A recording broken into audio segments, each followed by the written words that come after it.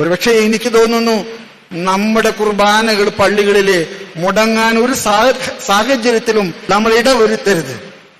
നമ്മുടെ കുർബാന കൊണ്ട് ജീവിക്കുന്ന ഒരു ജനതയുണ്ട് നമ്മുടെ കയ്യിലെ.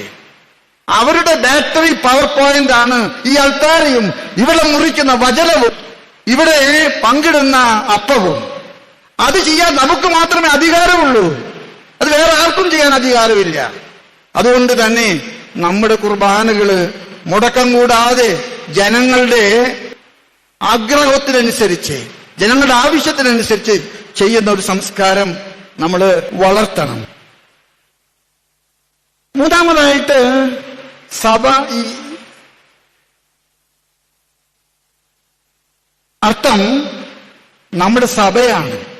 ദേവാലയം എന്ന വാക്കിന്റെ മൂന്നാമത്തെ അർത്ഥം സഭയാണ്. നമ്മൾ വളരെ കഷ്ടപ്പാടുകളിലൂടെ കടന്നു പോകുന്ന ഒരു കാലഘട്ടമാണ്. നമ്മൾ കടന്നു പോകുന്ന കഷ്ടപ്പാടുകളുടെ അടിസ്ഥാന കാരണം എനിക്കിഷ്ടമുള്ളതുപോലെ കുർബാന ചെല്ലാൻ എന്നെ അനുവദിക്കണം.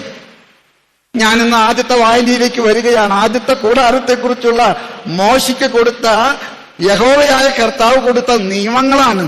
നീ കൂടാരം എങ്ങനെ പണിയണം, വിളക്കെവിടെ കൊളുത്തണം, നീ പുസ്തകം എവിടെ വെക്കണം, അവിടെ എന്തൊക്കെ ഉണ്ടായിരിക്കണം. അത് ദൈവത്തിന്റെ നിയോഗമാണ്, അത് ദൈവമാണ് നിശ്ചയിക്കുന്നത്.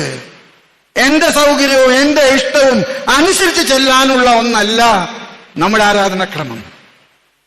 അതുകൊണ്ട് തന്നെ സഭ എന്ന് പറയുന്നത് ഇന്നത്തെ വായനയിൽ മനോഹരമായിട്ട് വായിച്ചപ്പോൾ പറഞ്ഞു, അത് ക്രിസ്തുവിന്റെ മൗതിക, it is the body, mystical body of Christ. It is the mystical body of Christ.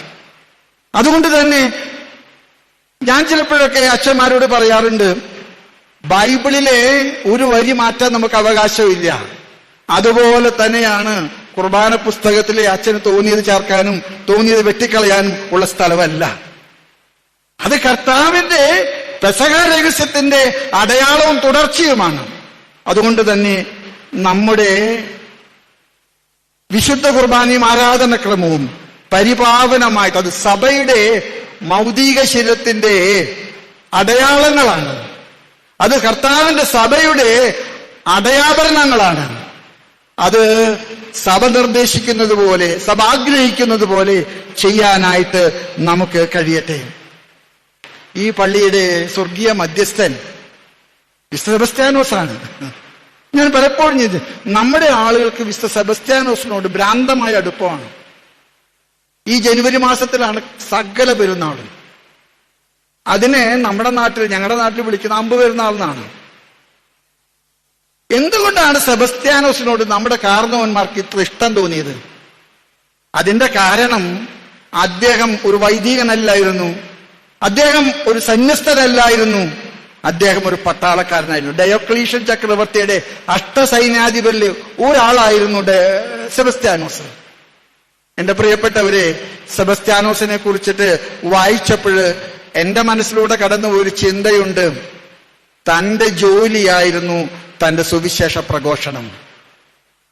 His profession became a means to profess his faith. His profession became a means to profess his faith. നമ്മുടെ കാർന്നവന്മാരെ സെബസ്ത്യാനോസിനെ ഇത്ര ഭ്രാന്തമായിട്ട് കൊണ്ടു നടക്കുന്നത് അവരുടെ മുൻപിൽ സെബസ്ത്യാനോസ് വെക്കുന്ന ഒരു ചിത്രമുണ്ട്. ആ ചിത്രമുണ്ടല്ലോ, സ്വന്തം ജീവിതാവസ്ഥ. ഞാൻ ഡോക്ടറാകാം, സാരമില്ല, പക്ഷെ എന്റെ വൈദ്യപരിശോധനകള് അത് ദൈവത്തിന്റെ ജോലിയാണ്. തൃശൂർ ജൂബിലി മിഷൻ ഹോസ്പിറ്റൽ 60 കൊല്ലം ജോലി ചെയ്ത ഒരു ഡോക്ടറുണ്ട്, അച്ഛൻ എടമ്പാൽ, പാഴ്സിയാണ്. അദ്ദേഹം 90 വയസ്സപ്പോൾ തൃശൂർ പൗരാവിൽ അദ്ദേഹത്തിന് ഒരു സ്വീകരണം കൊടുത്തു. ആ സ്വീകരണത്തിന് അദ്ദേഹം മറുപടി പറഞ്ഞപ്പോൾ പറഞ്ഞൊരു വാചകമുണ്ട്, many have asked me why I not become a Christian.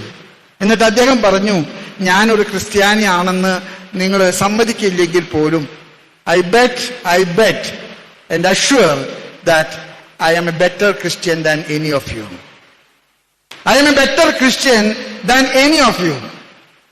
ഞങ്ങളുടെ ജൂബിലി മിഷൻ ഹോസ്പിറ്റലിലെ കപ്പേളയുണ്ട്. ആ കപ്പേളയിൽ കർത്താവിന്റെ ക്രൂശിത രൂപമുണ്ട്. അതിന്റെ അടിയിൽ എഴുതി വച്ചിരിക്കുന്ന വാക്കുകൾ അദ്ദേഹത്തെ സംബന്ധിച്ചിടത്തോളം അദ്ദേഹത്തിന്റെ വേദപുസ്തകമാണ്. He has no hands except yours. അവന് നിന്റേതല്ലാതെ കരങ്ങളില്ല. അദ്ദേഹം മരുന്ന് സ്ക്രിപ്റ്റ് രോഗികൾക്ക് കൊടുക്കുമ്പോൾ രോഗിയോട് പറയുന്ന ഒരു വാചകമുണ്ട്, the doctor and medicine may go only half the way, God alone can take you whole the way. അദ്ദേഹം പറഞ്ഞു, ഞാൻ എന്നെ കാണുന്ന ഏത് രോഗിയോടും, അവൻ ഹിന്ദു ആകാം, മുസ്ലിം ആകാം, അവൻ മതമില്ലാത്തവനാകാം, നിരീശ്വരവാദിയാകാം, പക്ഷെ ഞാൻ ഈ സ്ലിപ്പ് കൊടുക്കുന്നതിന് മുമ്പ് അവനോട് പറയും, doctor and medicine may go only half the way, God alone can take you whole the way. സെബസ്ത്യാനോസ് നമുക്ക് നൽകുന്ന മാതൃക അതാണ്. അച്ഛന്മാരെ, നിങ്ങളാരും തന്നെ അത്ഭുതാവഹമായിട്ടുള്ള അസാധ്യ കാര്യങ്ങൾ ചെയ്യണ്ട, ഒന്നും ചെയ്യണ്ട. നിങ്ങളുടെ ശുശ്രൂഷ മനോഹരമാകട്ടെ. ഞാൻ അച്ഛന്മാരുടെ ചരമപ്രസംഗം നടത്തുന്നതിൽ എപ്പോഴും ശ്രദ്ധിക്കുന്ന ഒരു കാര്യമുണ്ട്. അച്ഛന്റെ മൂക്കിലെ ശ്വാസം നിലച്ചതല്ല മരണം. അച്ഛന്റെ കയ്യിൽ കൊടുത്തത് മുഴുവൻ കൊടുത്തു തീർത്തപ്പോഴ് അദ്ദേഹം കടന്നു പോകുന്നതാണ് മരണം. ഒരു അച്ഛൻ മരിച്ചിട്ട് ബാക്കി വരുന്നതെല്ലാം തന്നെ അച്ഛന്റെ നരകത്തിലേക്ക് പോകാനുള്ള സർട്ടിഫിക്കറ്റുകളാണ്, കൊടുത്തു തീർക്കാനുള്ള വിളിയാണ്. ഞാൻ എന്നെ കേൾക്കുന്ന സമർപ്പിതരോടും എന്റെ പ്രിയപ്പെട്ട ആത്മാരോടൊക്കെ പറയാൻ ആഗ്രഹമുണ്ട്, നിങ്ങളായിരിക്കുന്ന അവസ്ഥയിലെ, നിങ്ങൾ ചെയ്യുന്ന ജോലികളിലെ കർത്താവിന്റെ സുവിശേഷം പ്രസംഗിക്കുക. എന്നെ കണക്ക് പഠിപ്പിച്ച മാഷാണ് ഏറ്റവും കൂടുതൽ തല്ലിയിട്ടുള്ളത്. എന്റെ അമ്മ പട്ടത്തിന് മുമ്പ് അദ്ദേഹത്തിന്റെ അനുഗ്രഹം മേടിക്കാൻ പറഞ്ഞ് അദ്ദേഹത്തിന്റെ വീട്ടിൽ ചെന്നപ്പോൾ അദ്ദേഹം എന്നെ കെട്ടിപ്പിടിച്ച് പൊട്ടിക്കരഞ്ഞു. എന്നിട്ട് അദ്ദേഹം പറഞ്ഞു, ഞാൻ നിന്നെ എത്ര തല്ലിയത് കണക്കിന്റെ മൾട്ടിപ്ലിക്കേഷൻ തെറ്റിയനാണ്, പട്ടിക തെറ്റിയത്.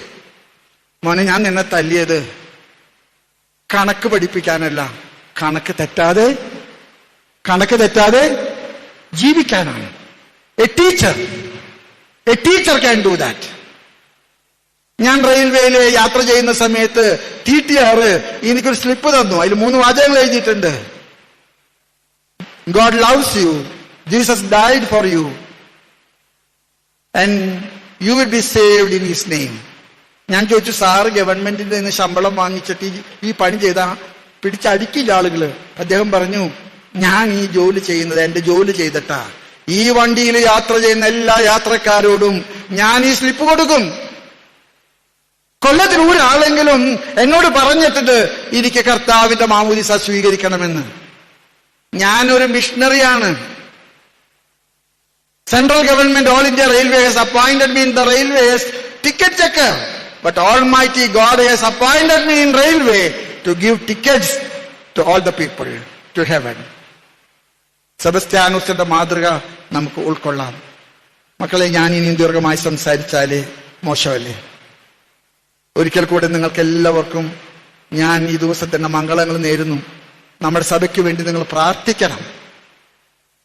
മെത്രാന്മാർക്കോ നമുക്കൊന്നും ചെയ്താലേ തീർക്കാൻ പറ്റാത്ത വിധത്തില് കുഴഞ്ഞു മറിഞ്ഞതാണ്. പക്ഷെ ദൈവത്തിന് അത്ഭുതകരമായിട്ട് ചെയ്യാൻ സാധിക്കും. പത്രോസിനെ മുഖ്യ അപ്പസ്തോലനാക്കുന്നതിന് മുൻപ് കർത്താവ് പറഞ്ഞടാ നീ പിടിച്ച മീൻ കൊണ്ടുവരാൻ പറഞ്ഞപ്പോ പത്രോസ് പറഞ്ഞു, ഞങ്ങൾ പകലന്തിയോളം പിടിച്ചിട്ട് ഒരു കൂരി പരലിനെ പോലും കിട്ടിയിട്ടില്ല. കർത്താവ് പറഞ്ഞു, പോട്ടെ, നിന്റെ അധ്വാനം പോട്ടെ, നീ ഇപ്പൊ പോയി വലയെറിയേ.